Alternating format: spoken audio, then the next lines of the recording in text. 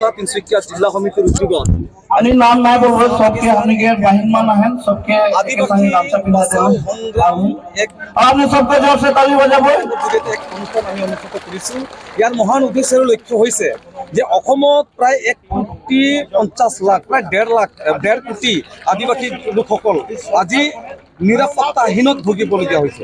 আজি এওঁলোকৰ সাংবিধানিক অধিকাৰ সুৰক্ষা আৰু যিটো ফাণ্ডামেণ্টেল ৰাইটছ আজি এওঁলোকে একেবাৰে এইবিলাকৰ পৰা বঞ্চিত হ'বলগীয়া হৈছে।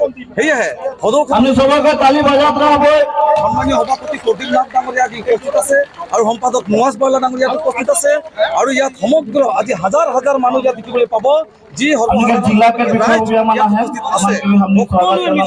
এই বৰ্তমান বিজেপি চৰকাৰখনক এটাই কথা ক'ব খুজিছো যে বৰ্তমান শাসনাধিষ্ঠ